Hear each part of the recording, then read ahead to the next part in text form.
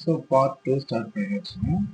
சரி, சரி, இது ஒரு கான்செப்ட். ஸோ ஐடிபியில் வந்து பர்ச்சேஸ் கன்சிடரேஷன் நம்ம போகிறச்ச பர்ச்சேஸ் கன்சிடரேஷன் போகணும். அதுக்கு முன்னால் ஐடிபியில் பர்ச்சேஸ் கன்சிடரேஷன் போகிறதுக்கு சம்மில் வந்து நீங்கள் பார்த்தீங்க அப்படின்னா அது வேல்யூ கொடுத்துருக்காங்க, ஃபேர் வேல்யூ ஆஃப் பிஸ்னஸ். அப்போ நம்ம ஷேர் எடுத்துக்கலாமா அப்படின்னு பார்த்தீங்கன்னா ஷேர் ஃபேர் வேல்யூ பிஸ்னஸ். அப்போ ஃபேர் வேல்யூ பிஸ்னஸ் 11,000 4,000 இல்லைங்களா? ஸோ இதுதான் குரூஷியல் பிளே ஆகும். ஃபேர் வேல்யூ ஆஃப் பிஸ்னஸ் இதுதான் இம்பார்ட்டண்ட்டும் கூட. சரி, ஃபேர் வேல்யூ பிஸ்னஸில் வந்து பார்த்தீங்கன்னா 11,000 plus 14 A X number of shares பார்த்தீங்கன்னா 10 தான். அப்போ ஷேர் பார்த்தீங்கன்னா 1100 1000. ஸோ 2500.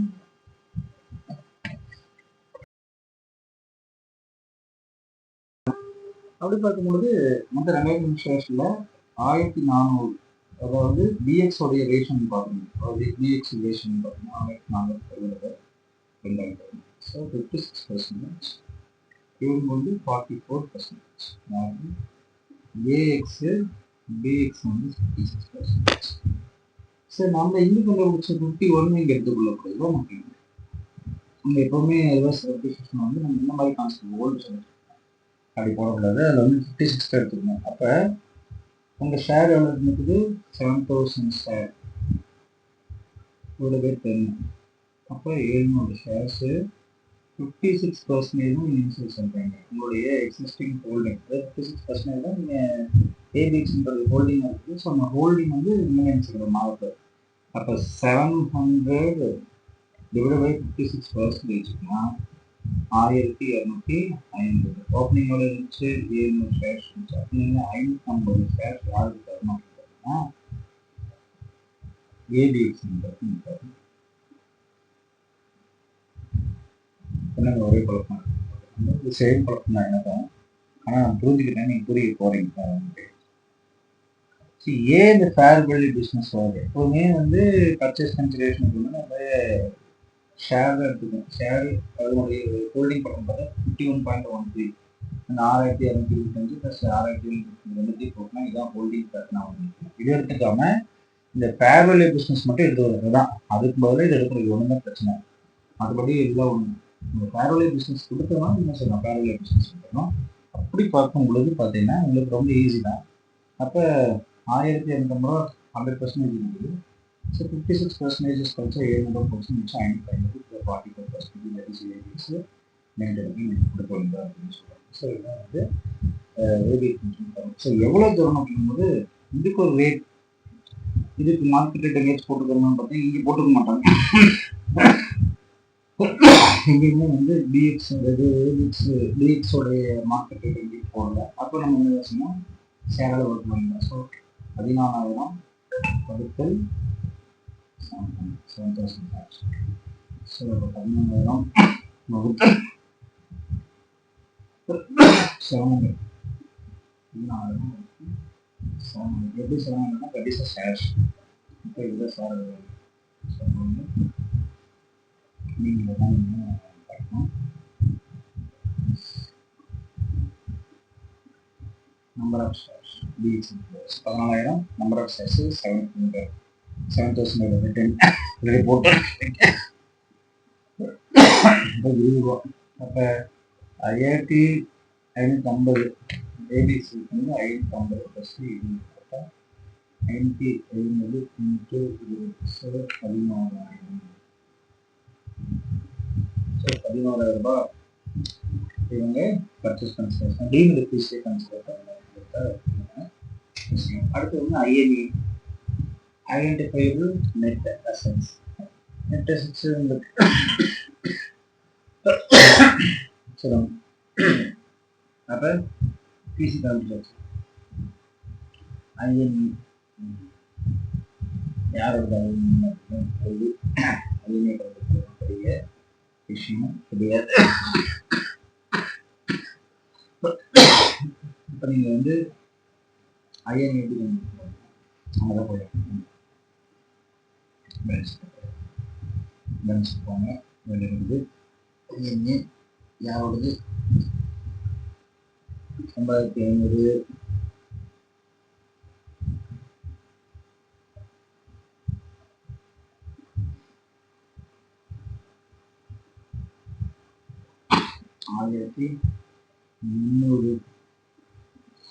1300 1050 1800 சரி இதை எங்கேன்னு வந்துச்சு கேட்குறீங்க எங்கே உள்ள கணக்கில் தான் நல்லா ப்ராப்பர்ட்டி பிளானோட வேல்யூ வரைக்கும் 9500 அடுத்தது 1300 9500 மக்களும் ஆரம்பிச்சு பண்ணலாம் 1500 இன்வெஸ்ட்மெண்ட் எவ்வளவு 1005 அடுத்தது 1250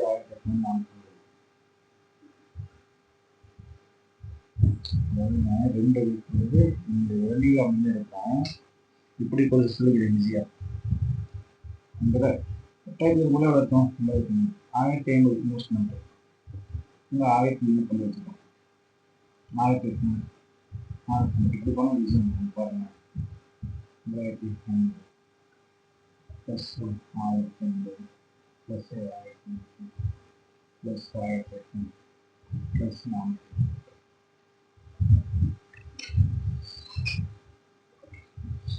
ஓகேவா மைனஸ் என்ன பண்ணுவீங்க மைனஸ் லைபிலிட்டிஸ் தான் என்ன சொல்றது இது பாருங்க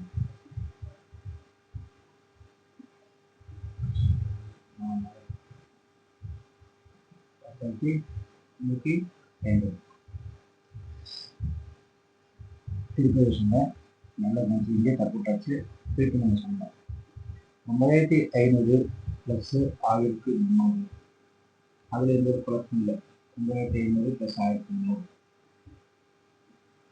அடுத்தது 9500 ப்ளஸ் 1350 போட்டலாம் சாரி அப்போ 1350 1300 நல்லா பார்த்துக்கணும் அதான் பார்த்தாங்க சார் ஸோ 1300 அப்போ கரெக்டாக வரும் அதான் யோசனை ப்ராப்ளம் போட்டு கரெக்டாக போட்டிங்கன்னா 5500 plus 1500 2500 plus 1500 plus 1300 plus 1800 plus 450 minus 4000 10,000 minus 4000 10,100 so இந்த பிசி எவ்வளவு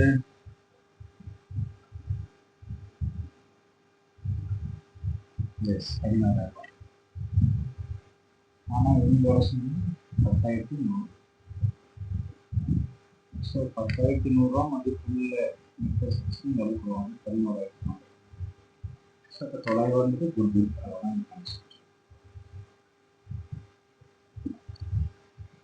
சரி ரொம்ப ரொம்ப ஈஸியான சொன்னேன் எனக்கு கஷ்டன்றாங்க எனக்கு என்ன புரியல பட் இவங்களுடைய பிசி அதாவது ஸ்டெப் 6 போட்டாச்சு பேலன்ஸ் ஷீட் போகணும் இல்லையா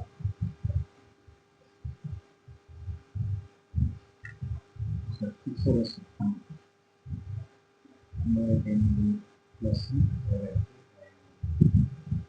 13,000 ஸோ 9,000 தான் எங்கிருச்சு அதான் எனக்கு கேட்டேன் எனக்கு தெரியும் நான் வரேன் ரொம்ப ஈஸி தான் இங்கே தான் 7,500 ப்ளஸ் 9,800 இந்த 8,500 தான் இங்கே கொடுத்துருப்பான் 2,500 போட்டோமா அது எவ்வளோ வச்சு 15,000 ரூபாய் so balance sheet of consolidated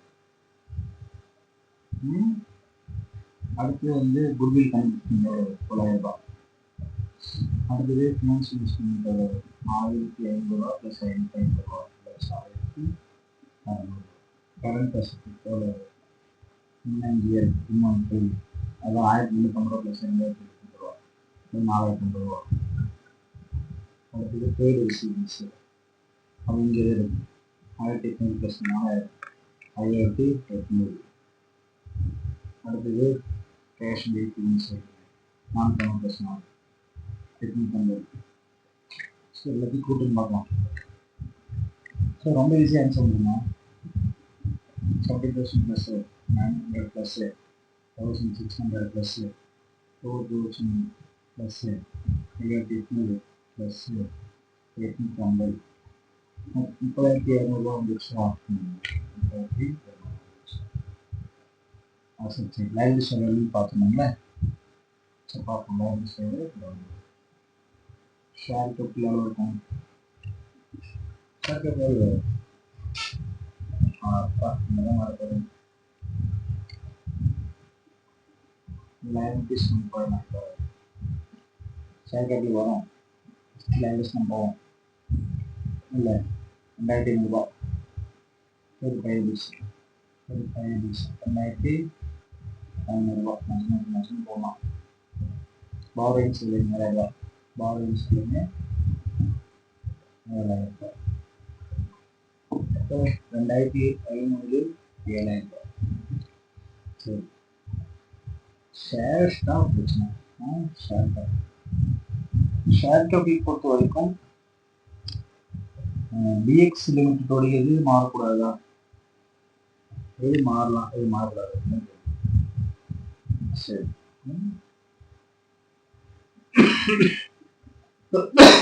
அப்ப பிஎக்ஸ் ஃபேஸ் வேல்யூ எவ்வளவு? அது மாறக்கூடாதுல்ல. பிஎக்ஸ் எவ்வளவு? 7,000 அதுல இருந்து மாற்றப்பட்ட. ஸோ இது பிஎக்ஸ் 7,000 அந்த விஷயத்துல எந்த ஒரு மாற்றப்பட்டும் கிடையாது. ப்ளஸ் 5,500 எப்படி 5,500 தான் தெரியுது. நீங்கள் எவ்வளோ ஷேர்ஸ் இஷ்யூ பண்ணீங்க? நீங்கள் தானே பிசி கொடுத்தீங்க. பிசி தானே கொடுத்தீங்க. 550 ரூபான்னு நினச்சேன். 550 ரூபா கொடுத்தீங்க. 20 ரூபாய் கொடுத்தீங்க. 550 20 தானே 16 வந்துச்சு. அப்போ 550 × 10 தான் போகும். ஏன்னா ஃபேஸ் வேல்யூ. அப்போ 5500. சரி, அதுதான் எனக்கு 5500.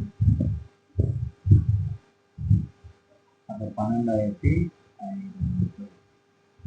அப்போ அதர்ஸ் ஈக்விட்டி என்னன்னு சார் வரும்? ஆர்டி ஈக்விட்டி எவ்வளோ இருக்குது? உங்களோட ஈக்விட்டி பாருங்க. அதான் பாருங்க 2,700 ரூபா இருக்குது. திருப்பி 5,000 என்ன சார்? அதர்ஸ் ஈக்விட்டி 2,700 ரூபா.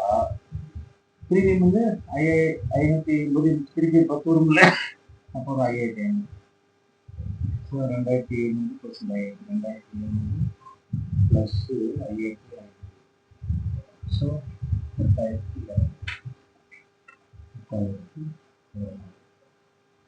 கூட்டணும். 12,500 1,200 ப்ளஸ் 2,500 ப்ளஸ் 7,000 30,200 வரணும். ஸோ பேலன்ஸ் இப்போ சரி, இந்த கணக்கு பார்த்தீங்கன்னா ரொம்ப ரொம்ப சிம்பிளான பாயிண்ட். பட் எல்லாத்துக்கும் இதில் என்ன குழப்பம் அப்படின்னு பார்த்தீங்கன்னா, இந்த காமன் கண்ட்ரோல் அப்படின்னு சொல்லி பார்க்குறாங்க. பிசி தான் இதில் காமன் கண்ட்ரோல். அப்போ ஏபிஎக்ஸ் பிஎக்ஸ் பிஎக்ஸ் தான் அதிகமாக இருக்காங்க. சரி, காமன் கண்ட்ரோல்னு பார்த்தீங்கன்னாவே ஏ 6,000 ப்ளஸ் 7,300 இருக்கும். ஸோ எப்படி பார்த்தது டேலி ஆகிடும். ஸோ 13,000 வந்து 6,000 7,000 தான் இங்கே. அது இல்லாமல் நீங்கள் காமன் கண்ட்ரோல்லாம் மேக்ஸிமம் பண்ணியிருக்கோம். ஸோ இதே தான் உங்களுக்கு டிஃபரன்ஸ் இருக்கும். செக் பண்ணி பார்க்கலாம். We'll check it also. The difference is the same concept. The 45%, 6% எல்லாமே நம்ம 30,000 தான் ஆன்சர்.